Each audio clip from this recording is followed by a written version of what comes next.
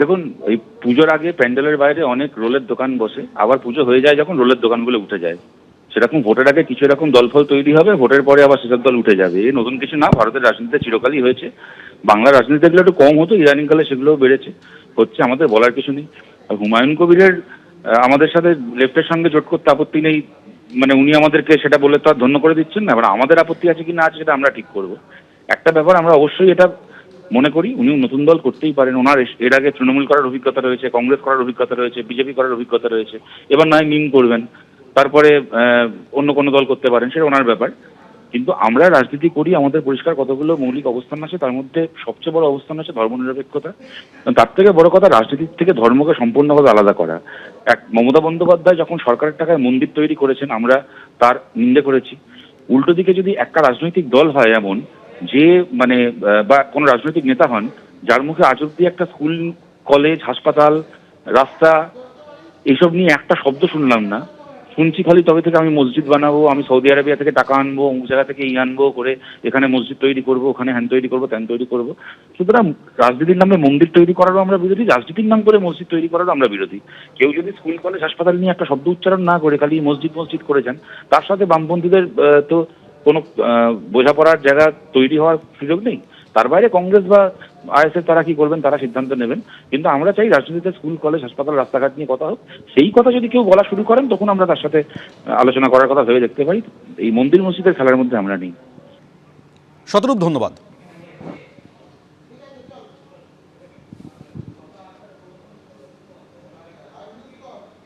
আর এবার শোনাবো হুমায়ুন কবির প্রসঙ্গে তৃণমূল কি বলছে।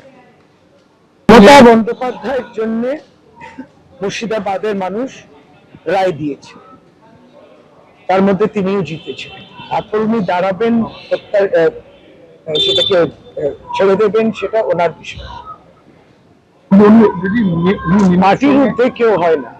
সঙ্গে উনি হাত মেলাবেন এবং তার সঙ্গে উনি, আমরা তো বলে দিলাম তিনি আমাদের পার্টি থেকে সাসপেন্ডেড, সুতরাং এরপরে তার চিন্তা ভাবনা, তিনি কি করবেন, কি পরিকল্পনা করবেন, তার কোনো দায়িত্ব আমরা নিচ্ছি। গতকাল রেজিনগরের সভা থেকে বাবরি মসজিদের শিলান্যাস করেছেন হুমায়ুন কবির এবং আজকে তিনি প্রস্তাবিত স্থানে এলেন। ভরতপুরের বিধায়ক হুমায়ুন কবির এবং তৃণমূলের সাসপেন্ডেড নেতা হুমায়ুন কবির তিনি আজকে সেই প্রস্তাবিত স্থানে যান এবং সেখানে বেশ কিছু ইট নিয়ে গিয়ে রাখলেন। গতকালই মুর্শিদাবাদের রেজিনগরে তিনি বাবরি মসজিদের শিলান্যাস করেন এবং আজকে নিজে সেখানে আসেন তিনি। গতকালের মতন আজও অনেকেই অসংখ্য ইট, সিমেন্ট এবং রড নিয়ে হাজির হন সেই জায়গায়। শনিবার দিন ভিত্তিপ্রস্তর স্থাপন এবং তার পরবর্তীকালে আজকে দেখা যাচ্ছে যেটা হচ্ছে রেজিনগর এবং বেলডাঙ্গার মাঝখানে ছেতিয়ানি যে জায়গায় হুমায়ুন কবির জানিয়েছেন যে বাবরি মসজিদ তৈরি হবে। এবং এরপর থেকেই শনিবার থেকে দেখেছি আমরা যে কেউ হাতে একটা থেকে শুরু করে, কেউ গাড়িতে করে করে, কেউ ইট নিয়ে আসছেন, কেউ সিমেন্ট নিয়ে আসছে। আজকে সকালবেলা এখানে এসে দেখা যাচ্ছে গোটা যেই চত্বর রয়েছে, এমনকি যে 3 কাঠা জমি এবং সেই জমি ছাড়িয়ে আশেপাশের যে জমিগুলো রয়েছে সেই সমস্ত জমিতে কেউ ইট নিয়ে আসছেন ট্রাকে করে, কেউ ইট নিয়ে আসছেন হাতে করে। এইরকম ইট, সিমেন্ট কাঁড়ি কাঁড়ি এখানে পড়ে রয়েছে, লোহার রড পড়ে রয়েছে এবং অনেকেই আসছেন। এবং এই জায়গায় বাক্স নিয়ে আসা হয়েছে যেখানে কেউ তারা দান করছেন, অনেকে তারা জানাচ্ছেন দূর দূরান্ত থেকে আসছেন, অনেক একেবারে QR কোড এখানে লাগানো রয়েছে, এখানে কেউ দান করছেন এবং তারা বলছেন যে এখানে যেহেতু বাবরি মসজিদ হবে সেই বাবরি মসজিদের জন্য তারা দান করছেন।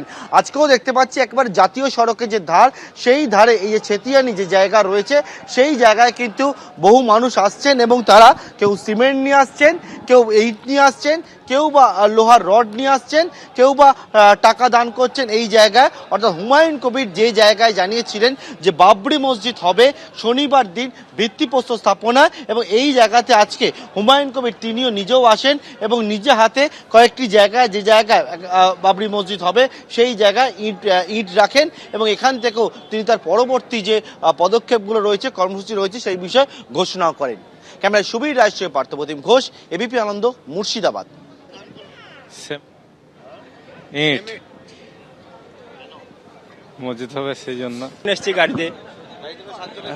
আজকে দেখার জন্য আমরা এখানে শরীর খাওয়ার জন্য এসেছি, দান করলাম, যেটা পারলাম সেটা দিলাম, ইট এসছি, আমাদের যেটুকু সামর্থ্য সেটুকু আমরা করলাম। আমরা চাই যে এটা অতি শীঘ্রই চালু হয়ে যায়। এদিকে জানা যাচ্ছে মিমের সঙ্গে জোট বেঁধে নতুন দল ঘোষণা হুমায়ুন কবিরের। আসাদুদ্দিন ওয়াইসির সঙ্গে কথা হয়েছে বলে দাবি করেছেন ভরতপুরের বিধায়ক।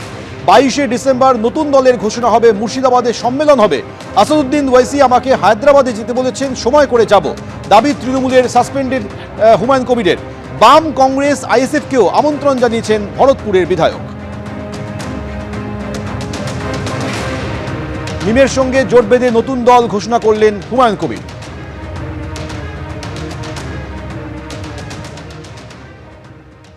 আমি একটা পলিটিক্যাল লোক, আমাকে তো দল করতেই হবে, যেহেতু তৃণমূল শুধু বাবরি মসজিদ করার জন্য আমাকে সাসপেন্ড করে দিয়েছে, আপনারা সবাই জানেন। কাজেই আমি আগামী 22 তারিখে আমার নতুন দল ওপেন হচ্ছে এবং সেই দল ওপেন হওয়ার পর আমি খুব শীঘ্রই দলের রাজ্য সম্মেলন করব এই মুর্শিদাবাদে। কোন দলে যোগ দিচ্ছে? নতুন দল, কোন দলে যোগ দেওয়ার প্রশ্নই নাই। আমার নামে আমি দলের ওয়েস্ট বেঙ্গলের চেয়ারম্যান। সেই ওয়েস্ট বেঙ্গল ব্যাপী যে দল হবে, 294টা সিটের মধ্যে 135টা সিটে আমি লড়াই করব। বাকি আমার সঙ্গে মিমের আসাদুল্লাহ ওয়াইসি সাহেবের সঙ্গে আমার জোট করব, গঠবন্ধন করব। আমি তার সঙ্গে কথা বলেছি, তিনি আমার সঙ্গে হায়দ্রাবাদে আমাকে আহ্বান করেছে। আমি সময় পেলেই হায়দ্রাবাদে যাব, 1 to 1 ওর সাথে বসবো এবং ওনাকেও আমি আমার দল গঠন হয়ে যাওয়ার পর আমার যে কর্মী সম্মেলন হবে, আমার যে রাজ্য সম্মেলন হবে এই মুর্শিদাবাদে, সেদিন ওয়াইসি সাহেবকে ইনভাইট করব গঠবন্ধন দলের। অর্থাৎ ওয়েসি সাহেবের সঙ্গে আপনি বলছেন কালকে রাতে কথা হয়েছে? বললাম তো আপনাকে, কথা না হলে আপনাকে এমনি বলছি, ওয়াইসি সাহেব উদ্গীব হয়ে আছে হুমায়ুন কবিরের সঙ্গে 1 to 1 বসার জন্য। মিম তো ফাইনাল, এর সঙ্গে যদি আইএসএফও আসে আমি ওয়েলকাম জানাবো। যদি লেফট ফ্রন্টের নেতারাও বলে যে আমাদের সঙ্গে থাকবে, আমার কোনো আপত্তি নাই। এখানকার কংগ্রেসও যদি বলে থাকবো, আমার আপত্তি নাই। আমি সবাইকে নিয়ে আমার 1 পয়েন্ট টার্গেট, বিজেপিকে বাংলায় ক্ষমতায় আসতে না দেওয়া আর এই আরএসএস মার্কা মুখ্যমন্ত্রীকেও ক্ষমতাচ্যুত করা। এবিপি আনন্দ, এগিয়ে থাকে, এগিয়ে রাখে।